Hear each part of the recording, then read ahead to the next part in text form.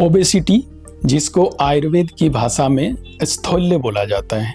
स्थौल्य आता है स्थूलता से, यानी हम कैसे समझें स्थूलता किसी को आ गई, जब किसी के शरीर में हिप जॉइंट, हिप में, एब्डोमेन में, ब्रेस्ट में, इन सब में बॉडी फैट ज़्यादा एक्यूमुलेट हो जाए और जिसके कारण शरीर में मेद धातु यानी फैट टिश्यूज का एक्यूमुलेशन ज़्यादा हो जाए, तो इसके वजह से लोगों में मेदोरोग, स्थौल और अल्टीमेटली प्रमेह तक यानी डायबिटीज़ तक की बीमारी हो जाती है। तो हम इसको कैसे पहचानें कि किसी को ओबेसिटी हो रही है? तो आयुर्वेद की भाषा में जब आदमी चल रहा है उस समय उसको चलने में सांस फूलने लगे, जल्दी से थकान होने लगे, उनके काम करने में उनको तकलीफ होने लगे और शरीर का वजन बढ़ा हुआ सा महसूस हो, तो हम इसको स्थौल्य कहते हैं। आज के समय में हम उनको बीएमआई के रूप में मेज़र कर सकते हैं।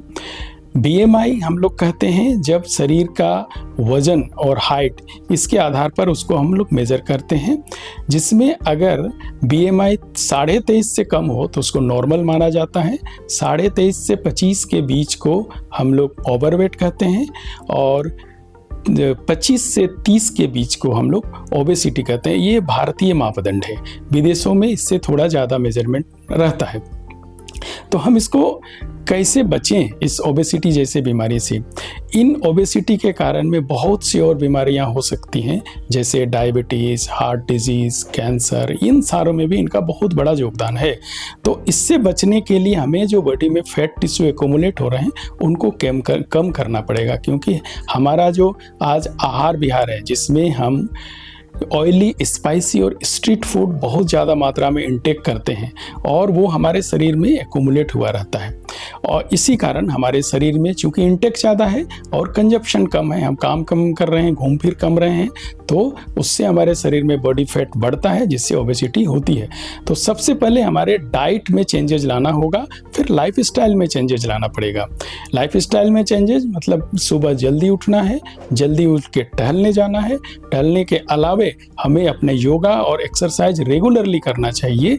इसके साथ साथ हमें अपने डाइट में परिवर्तन लाना है, फ्रूट की अमाउंट बढ़ानी है, जो जलीय पदार्थ छोड़ने वाले चीज़ें हैं उनको ज़्यादा लेना है, ग्रेन्स थोड़े कम करने हैं, ग्रेन्स लेना है, थोड़ा मोटा अनाज लेना है, जिससे कि शरीर में फैट टिश्यूज यानी मेद धातु का एक्यूमुलेशन कम हो, तो हम इससे बच सकते हैं। कहने का मतलब ये हुआ कि ओबेसिटी से बचना है तो हमारा जो इंटेक है फूड का और जो कंजप्शन है वो दोनों को बराबर करना चाहिए। अगर बराबर होगा तो मेद धातु ज़्यादा शरीर में नहीं रहेगी, तो ओबेसिटी से हम बच पाएंगे।